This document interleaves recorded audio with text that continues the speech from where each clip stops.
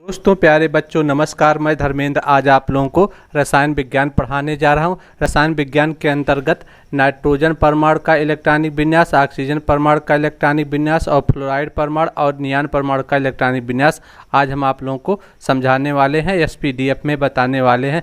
किसी भी तत्व के परमाणु का इलेक्ट्रॉनिक विन्यास लिखने के लिए बोरबरी नियम की आवश्यकता होती है और दूसरा आप-बाउ के नियम की आवश्यकता होती है। बोरबरी का नियम हमको पता है, किसी परमाणु के पहली कक्षा में 2 इलेक्ट्रॉन, दूसरी कक्षा में 8, तीसरी में 18 और चौथी कक्षा में 32।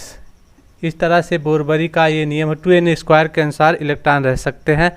और दूसरा आप-बाउ का नियम, आप-बाउ के नियम लिखने के लिए 1s 2s 2p इस तरह लिखा जाता है और 3s 3p 3d 4s 4p 4d 4f 5s 5p 5d और 6s और 6p और 7s ऐसे लिखा जाता है। और इसको ऐसे तिरछा काटा जाता है। इसको तिरछा क्या किया जाता है, ऐसे काटा जाता है। पहले 2 लाइन एक एक को काटा जाता है, यानी एक बार काटा जाता है एक एक।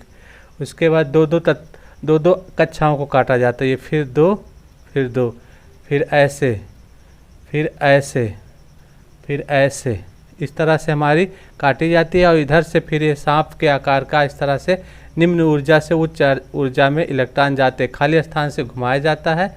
इस तरह से हमने पिछले आप-बाउ के नियम में पढ़ा है। तो किसी परमाणु का इलेक्ट्रॉनिक विन्यास लिखने के लिए बोरबरी और आप-बाउ नियम की आवश्यकता होती है। नाइट्रोजन का परमाणु क्रमांक 7 होता है और नाइट्रोजन के बाहरी कक्षा में इलेक्ट्रॉनों की संख्या 7 होती है। तो 7 का इलेक्ट्रॉनिक विन्यास हम लिखेंगे बोरबरी के नियम के अनुसार 2 और 5। पहली कक्षा में 2 और दूसरे में 8 होना चाहिए। तो 2 और 5। और ऑक्सीजन का 2 और 6, 2 और 6 हो गया 8। फ्लोराइड का 2 और 7 9 हो गया, ये यहाँ हो गया 7 और ये 2 9।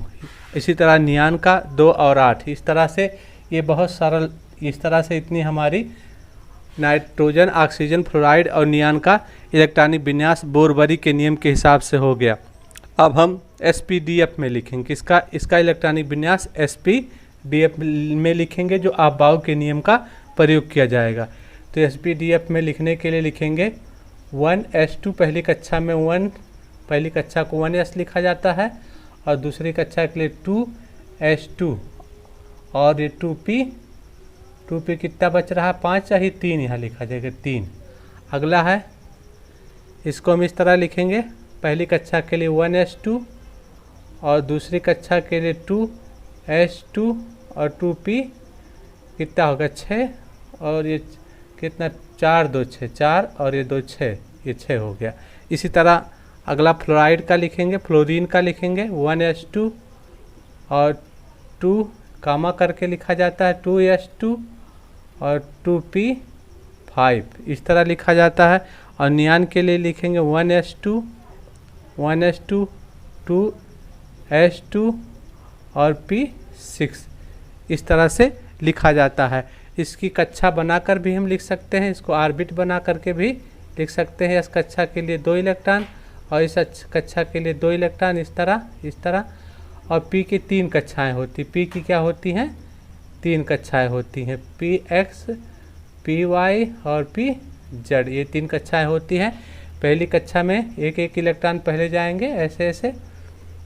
अब यहाँ दूसरा है ऑक्सीजन के लिए, इसका ब्रैकेट बनाएंगे 1 2। इसके लिए दूसरी कक्षा के लिए 1 और 2 और जो है ये p कक्षा होती है 3, px और py और pz ये होता है। इसमें 4 इलेक्ट्रॉन जाना है, 1 2 3 और चौथा इलेक्ट्रॉन यहाँ जाएगा। अगला है फ्लोराइड के लिए, इसके लिए भी ठीक ऐसे ही बनाएंगे और इसके लिए भी ठीक है ऊपर की तरह बनाएंगे। अब ये px के लिए p की 3 कक्षाएँ होती, पहले 1 2 3 4 5 इस तरह से हमारी कक्षाएं भरती हैं। पाली अपवर्जन के नियम के हिसाब से हमारी कक्षाएं भरती हैं इस तरह से, ये इस तरह से। और p के बाद 6 कक्षाएं हैं, ये px 1 फिर 1 और ये हुंड के नियम के हिसाब से हमारी कक्षाएं ऐसे भरती हैं। तो इस तरह से हमारा नाइट्रोजन, ऑक्सीजन, फ्लोराइड और नियान का इलेक्ट्रॉनिक विन्यास हो गया, जिसमें अपाव के नियम की आवश्यकता नहीं पड़ी। यदि और बड़े परमाणु होंगे, तत्वों के परमाणुओं का परमाणु क्रमांक ज़्यादा होगा, 20-25 से और ज़्यादा होगा, तो अपाव के नियम की ज़रूरत पड़ेगी। इसमें हमें अपाव के नियम की ज़रूरत नहीं पड़ी, केवल बोरबरी के नियम से हमने इसका इलेक्ट्रॉनिक विन्यास लिख लिया।